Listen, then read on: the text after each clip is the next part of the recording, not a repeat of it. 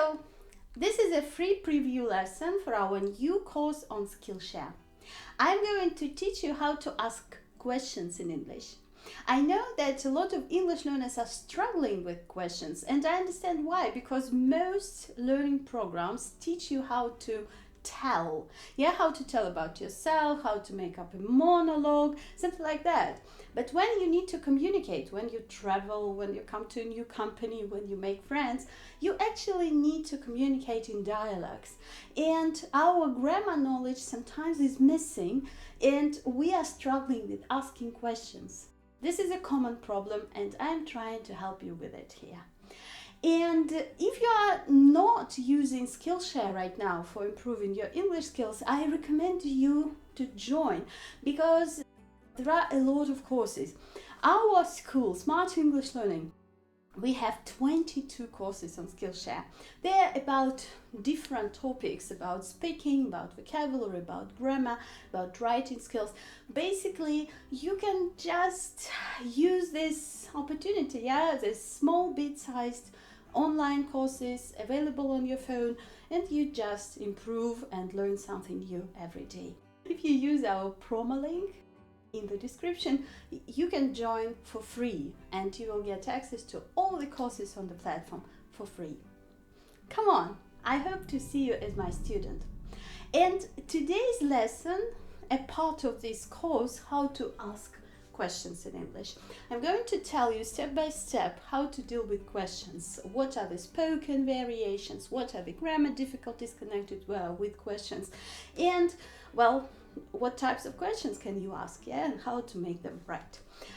Before we start, let's have a look at a list of the most typical mistakes people make in asking questions in English. For example, sometimes I hear, where you work.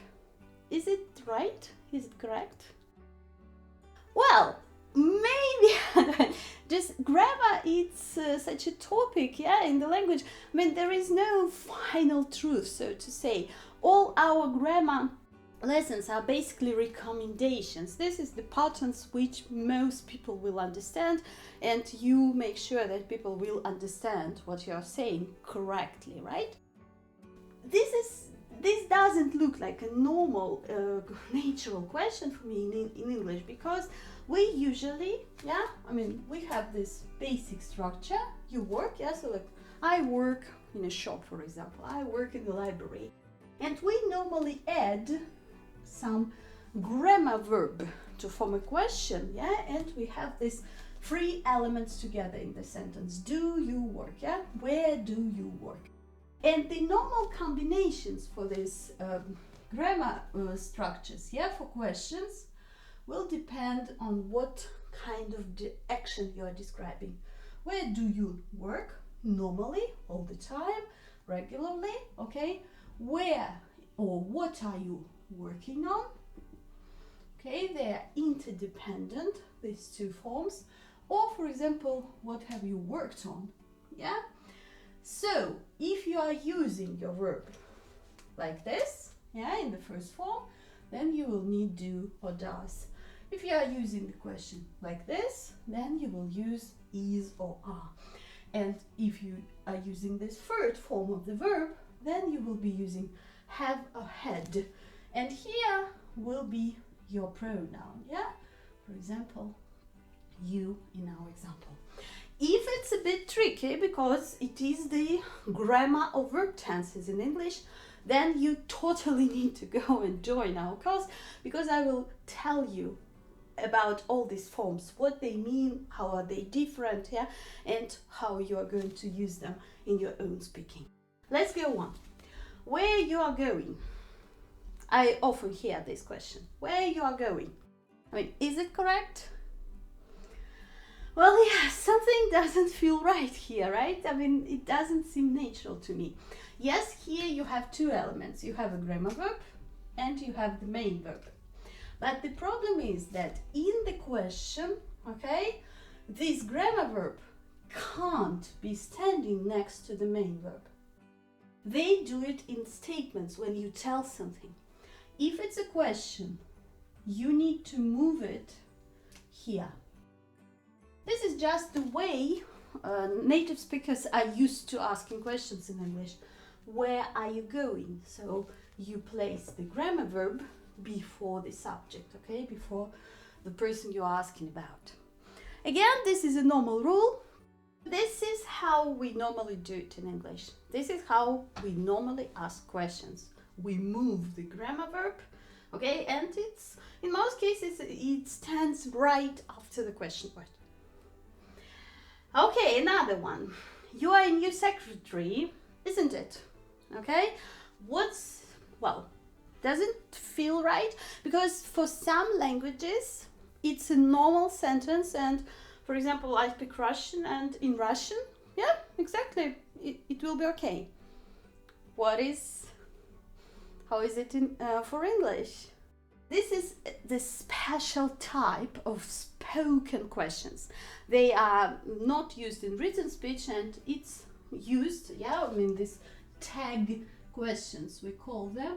These tag questions are used in communication when you want to get the answer, when you want to involve your partner, okay, into the conversation. So you say something, and then you want a confirmation. You're asking your partner to say something, okay? And in some languages, this tag, this final part, sounds the same for all forms, isn't it? Always. So people, n'est-ce pas? Yeah, in French, for example. But in English, it needs to mirror the grammar structure, okay? Because you have here not it and not are, right? You have a different form of the verb. That's why you will say aren't, and you will repeat the subject form, you. Okay? Then you see, they're mirroring each other, and it's typical for spoken English. You are a new secretary, aren't you? Yeah, and you go up with the intonation. You are a new secretary, aren't you? Okay? And again, you need to understand the grammar of English, to be able to make these tags so easily as native speakers do. And I know from practice that these types of questions are not very popular among English learners, because really you need to think about the form, about the structure, or you need to practice a lot to be able to make them fast. But native speakers use these type of questions very, very often. That's why you need to understand what they mean, and I will try to help you to practice and to make these questions faster, okay, in the lessons of our course. Good, and we are going further, and it's actually getting a little bit more difficult. Do you know what time do we start? Okay, such a question which consists of two parts. Take a second.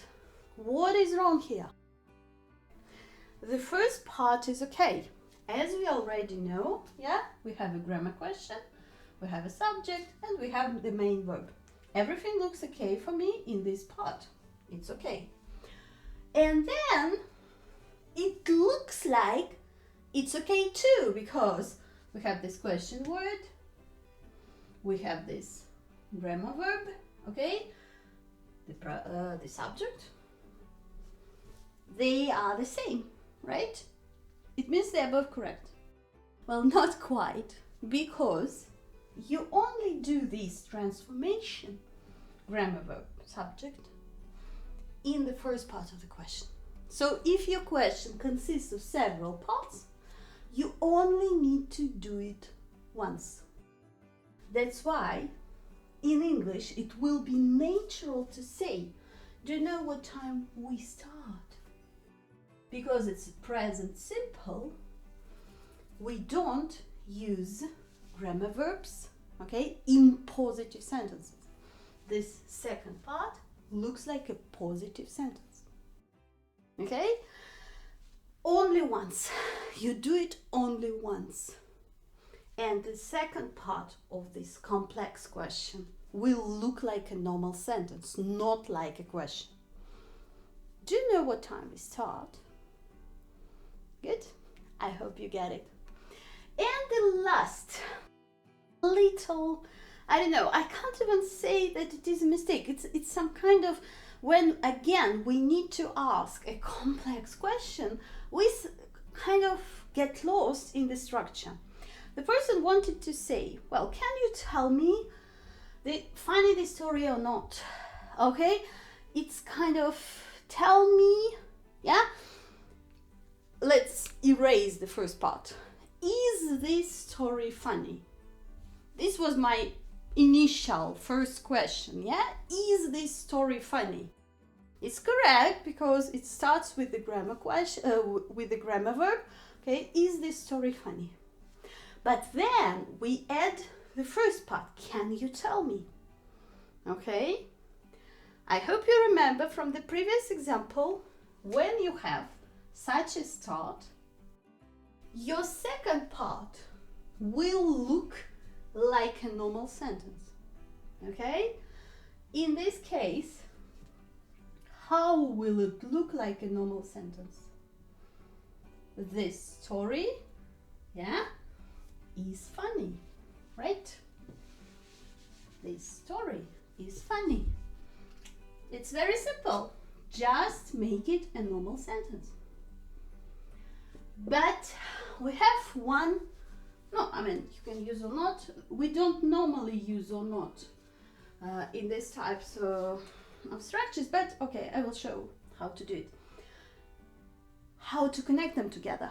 Because right now we have two disconnected parts. The first part, can you tell me? And the second, normal sentence. This story is funny.